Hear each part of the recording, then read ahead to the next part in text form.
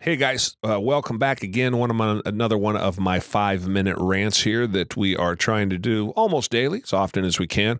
Today, I want to talk about in the next couple of minutes that I have about overcoming adversity, something that I think is very relevant today with what's going on in the world, and relevant though generally speaking when we come out of this. I'll give you an example, a mindset for how you can avoid letting something in your way manifest. When I was 14 years old, I went blind in my right eye. So until then, perfect vision, could see just fine. 14 years old, I go blind in my right eye. So now I'm spending the next number of years learning to see all over again. When you lose your eye, when you lose one of your eyes, you lose all depth perception. So I played baseball, basketball, football. All of a sudden, I can't catch, I can't see, I can't hit, I can't do any of I can't shoot, I can't do any of the things that you normally would because you have no depth perception. I don't remember ever thinking, woe is me. I don't remember ever slowing down and telling myself that I was somehow a victim. I don't remember ever saying that somehow this is not fair, that this is affecting me negatively. In no way do I ever remember having those feelings. I don't know why. I don't know where I learned it. I didn't have somebody telling me not to. I just didn't. Now, how do you overcome something like that? I'll give you an example.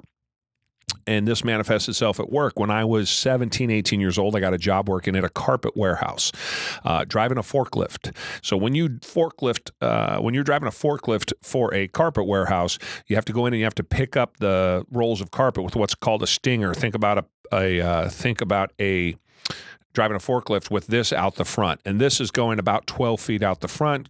Typically, a carpet rolls about 10 feet if memory serves. I don't know. It's a long time ago, but you get my points. It's stick straight out.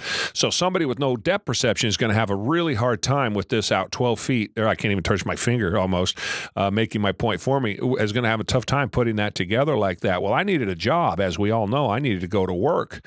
And so what did I do? Rather than not try to get the job or complain about the fact that I can't see or that job's not really for me, don't you know that I have one eye, or all the things that we try to do to make ourselves feel better about our own inadequacies, I simply said yes to the job and then set my mind about trying to figure out how to defeat the job, how to win at the job. And so what I did is, as you're coming into a carpet roll, you want to hit it like that, like I said. And I noticed in doing it the first few times that I could see a shadow. And so as that stinger got close to that carpet roll, there would be a shadow, and the shadows were coming from multiple directions, and they would start to come together. And I figured out, oh, look, I can watch those shadows, and right when those shadows are about to move, this is me down here reaching 20 feet in the air to grab these things off of wherever they happen to be sitting, and I would notice that it would come together.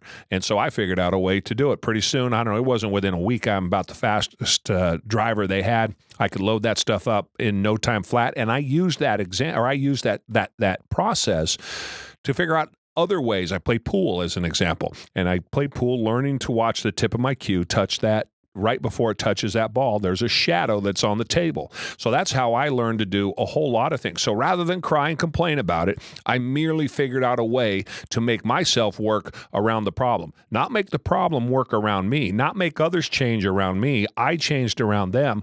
I figured out a way to make it work. So my handicap doesn't slow me down. Anybody that knows me wouldn't know that I'm blind in one eye. I went on to play hundreds of thousands of basketball games, thousands of softball games, throwing the football around, baseball with my kids. No one would ever know unless I tell you. It's mindset. Where's your head? And in times like this, as trying as they are, where your head is the most important part.